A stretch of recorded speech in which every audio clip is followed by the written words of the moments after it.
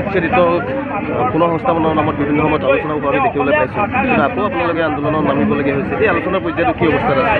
এতিয়া চাওক, আমি যেতিয়া আলোচনালৈ গৈছিলোঁ তেতিয়া চৰকাৰে কৈছিলে যে তোমালোকে প্ৰতিবাদ বান্ধ কৰা, তোমালোকৰ যি সমস্যা আছে সেই সমস্যা আমি সমাধান কৰিম। সেই মৰ্মে আমি মুখ্যমন্ত্ৰীৰ কথা ৰাখি আমি প্ৰতিবাদ কৰা নাছিলোঁ আৰু আমি বিভিন্ন ধৰণে তেওঁলোকক লগ কৰিবলৈ চেষ্টাও কৰি আছিলোঁ প্ৰথমলানি আলোচনাৰ পাছত, কিন্তু দ্বিতীয়লানি বৈঠকৰ যি প্ৰতিশ্ৰুতি দিছিল সেই দ্বিতীয়লানি বৈঠক এতিয়ালৈকে হৈ উঠা নাই। আৰু মুখ্যমন্ত্ৰীয়ে যে কৈছিলে আমাৰ সমস্যাটো সমাধান কৰিম, কিন্তু আজিলৈকে আমাৰ সমস্যা সমাধান কৰে নাই। আজি চাওক, অসমৰ বিভিন্ন প্ৰান্তত উচ্ছেদ হৈছে, আজি ধুবুৰীৰ পৰা শদিয়ালৈকে উচ্ছেদ হৈছে, কিন্তু চবকে 5 দিনৰ ভিতৰত মাটিৰ বিনিময়ত মাটি দিয়া ৰেকৰ্ড হৈ গৈছে। কিন্তু শিলহাকৈ আজি বছৰ বছৰ ধৰি, আজি 3.5 বছৰ হ'বলৈ হ'ল, আজি প্ৰতিবাদৰ ওপৰত প্ৰতিবাদ, কাকুতি মিনতি, মেমৰেণ্ডামৰ ওপৰত মেমৰেণ্ডাম দিলে। আজি 100খনৰো অধিক আমি স্মাৰক পত্ৰ দিলোঁ, কিন্তু আমাক সাহায্যৰ নামত নগণ্য পৰিমাণৰ দি পেলাই তাকো সকলোৱে পোৱা নাই। মাত্ৰ বাচি বাচি কেইঘৰমানক ক্ষতিপূৰণ দিছে। যিসকলে প্ৰতিবাদ মেইন লাইনত আছে তেওঁলোকক দি পেলাই কি কৰিছে, আমাৰ প্ৰতিবাদটো দমন কৰিবলৈ চেষ্টা কৰি আছে। এতিয়া কথাটো হৈছে, আমাকতো তেওঁ সংস্থাপন দিম বুলি কৈছিলে, আমাক সংস্থাপন নাই দিয়া, কিন্তু যিসকলক এতিয়া উচ্ছেদ কৰিছে তেওঁলোকক সংস্থাপন দিছে। আজি চাওক, ধুবুৰীত উচ্ছেদ হৈছে, আপোনাৰ গোৱালপাৰাত উচ্ছেদ হৈছে, চবতে তেওঁলোকক সংস্থাপন দিছে। আজি হিন্দুকো উচ্ছেদ কৰিছে, মুছলিমকো উচ্ছেদ কৰিছে। তাত আমাৰ গা জ্বলিছে। যদি আমি উচ্ছেদ কৰিছে, আমি চৰকাৰী মাটিত আছোঁ বুলি আমাক উচ্ছেদ কৰিছে, এই মাটিবোৰ উচ্ছেদ কৰি তেওঁলোকক ক'ত ৰাখিছে, তেওঁলোক ক'লৈ গৈছে, উচ্ছেদকাৰীসকল ক'লৈ গৈছে, সেইটো তেওঁ খবৰ ৰাখিছেনে? নে তেওঁলোকে ক'ৰবাত গৈ পেলাই বসবাস বেলেগ জেগাত অন্য ক'ৰবাত বিকল্প জেগাত বহিছে, তেওঁতো একো খবৰ ৰখা নাই। আজি এই যে উচ্ছেদ কৰা ভূমিসমূহ কাৰ কাৰণে? নিশ্চয় পুঁজিপতিৰ কাৰণে, আদানী আম্বানীৰ কাৰণে। এতিয়া কথাটো হৈছে, আমি এনেকৈ প্ৰতিবাদৰ ওপৰত প্ৰতিবাদ কৰি থাকিম, কিন্তু ইলেকশ্যনৰ ভোট বেংকৰ খাতিৰত তেওঁ উচ্ছেদো কৰিব, উচ্ছেদৰ এখন নাটক কৰিব, নাটক কৰি পেলাই আৰু তেওঁলোকক সংস্থাপনো দিব। কিন্তু শিলহাকুবাসীক কিয় দিয়া নাই? শিলহাকু য'ত নেকি 100% ভূমিপুত্ৰ খিলঞ্জীয়া আছিলে, তেওঁলোকক কিয় উচ্ছেদ কৰি আজিলৈকে সংস্থাপন দিয়া নাই? এইটো আমাৰ বহুত ডাঙৰ প্ৰশ্ন। আৰু আজিৰ পৰাই আমি চচলৰ ধৰ্ণাস্থলীৰ পৰাই আমি এই প্ৰতিবাদী কাৰ্যসূচী আৰম্ভ কৰিছোঁ, আৰু আমি ধাৰাবাহিকভাৱে কৰি যাম যেতিয়ালৈকে আমি মাটি ভেটি নাপাওঁ। আজি চাওক, শিলহাকু যেতিয়া উচ্ছেদ কৰিছিলে, মুখ্যমন্ত্ৰী ডাঙৰীয়াই কৈছিলে যে তেওঁলোকক ফ্লেট দিব। গুৱাহাটীৰ কৃত্ৰিম বানপানীৰ কাৰণে শিলহাকু উচ্ছেদ কৰিছে, যেতিয়া সমগ্ৰ অসমৰ বাসীয়ে গুৱাহাটীৰ কৃত্ৰিম বানপানী ৰোধ হ'বৰ কাৰণে শিলহাকু উচ্ছেদ কৰিছিল বুলি তেওঁলোকে সমৰ্থন কৰিছিলে, কিন্তু গুৱাহাটীৰ কৃত্ৰিম বানপানী জানো ৰোধ কৰিব পাৰিলে? আজি অসমবাসীলৈ প্ৰশ্ন, যেতিয়া আমি শিলহাকুৰ আন্দোলন কৰিছিলোঁ তেতিয়া এটাই কথা কৈছিলোঁ যে এয়া আৰম্ভণি, অসমৰ ৰাইজ এয়া আৰম্ভণি। আজি খিলঞ্জীয়াৰ গাত হাত পৰিছে। এতিয়া সমগ্ৰ অসমত আপোনালোকে উচ্ছেদ দেখা পাই আছে, আৰু উচ্ছেদৰ নামত যি ভেকু ভাওনা কৰি আছে।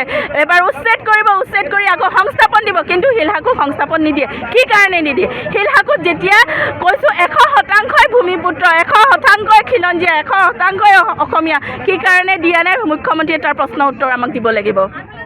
এই উচ্ছেদিত লোকসকলক চৰকাৰে ভূমি দিছে আৰু তেখেতলোকক সংস্থাপনৰ ব্যৱস্থা কৰিছে, কিন্তু শিলহাকুৰ ক্ষেত্ৰত অকণমান পৃথক দেখা গ'ল। আপোনালোকে কিন্তু আজিলৈকে পোৱা নাই বুলি অভিযোগ কৰে। আজি পুনৰবাৰ এই পক্ষ ৰোডত আপোনালোকে প্ৰতিবাদ সাব্যস্ত কৰিছে, কি ক'ব বিচাৰিব?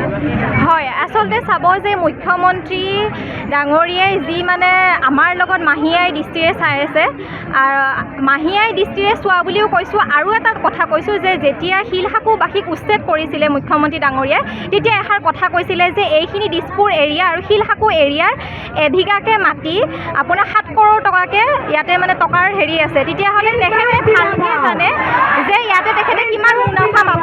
কিন্তু এতিয়া আপুনি চাব গৈছে যে ধুবুৰী হওক, গোৱালপাৰা হওক বা অন্য ঠাই হওক, লখিমপুৰতে হওক, য'তে তেখেতে উচ্ছেদ কৰিছে, কিন্তু উচ্ছেদৰ 5 দিনৰ ভিতৰতে তেখেতে ক্ষতিপূৰণ আৰু লগতে মাটিৰ সংস্থাপন কৰিছে। কিন্তু ধুবুৰী আৰু গোৱালপাৰা যিসকল সংখ্যালঘুক তেখেতে উচ্ছেদ কৰিছিলে, তেখেতেতো কৈছিলে সেইবোৰ অবৈধ বাংলাদেশী বুলি। তেতিয়াহ'লে অবৈধ বাংলাদেশীবোৰক তেখেতে কেনেকৈ সংস্থাপন দিব পাৰিলে এইখন অসমতে?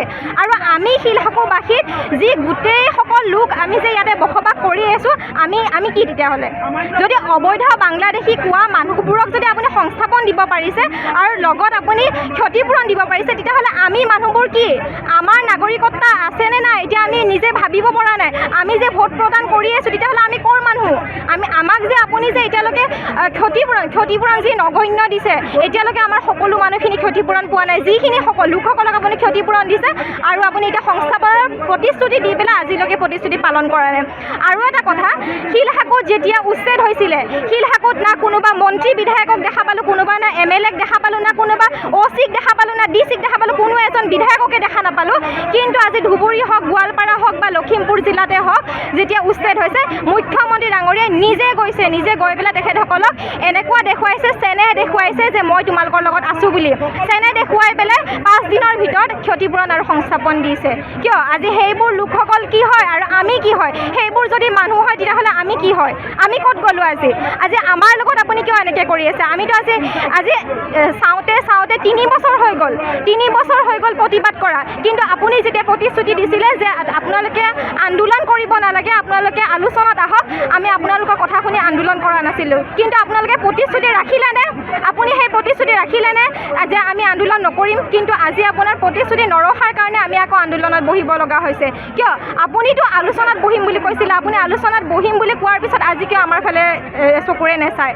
আজি আপোনাৰ লগত থকা যিজন মন্ত্ৰী জয়ন্ত মল্ল বৰুৱা, তেখেতৰ কথা কওঁ। তেখেতে আজি চৰকাৰী ভূমিত বুন্দাজান নৈ পুতি পেলাই তেখেতে নিজৰ পৈতৃৰ ৰাস্তা কৰিছে। তেতিয়াহ'লে তেখেতৰ কিয় উচ্ছেদ নহয়? আজি আপুনি জিঞ্জাৰখন যেতিয়াই আমি আন্দোলন কৰোঁ তেতিয়াই আপোনালোকে কয় যে জিঞ্জাৰ ভাঙিম, আমি OKD ভাঙিম আৰু আন প্ৰতিষ্ঠানৰ নাম কয়। কিন্তু এতিয়ালৈকে জিঞ্জাৰখন কিয় ভঙা নাই আপোনালোকে? জিঞ্জাৰখনটো অৱস্থাত আছে এতিয়া কথা অৱস্থাত। আজি হিম্মত চিংকাৰ বিল্ডিংটো, অট্টালিকাটো, ইমান ডাঙৰ অট্টালিকাটো কিয় আজি ৰখি আছে? কিন্তু আমাৰ ঘৰৰ সৰু সৰু প্ৰজাতি আপুনি ভাঙি দিলে। বানপানী ৰোধ কৰিব পাৰিলেনে?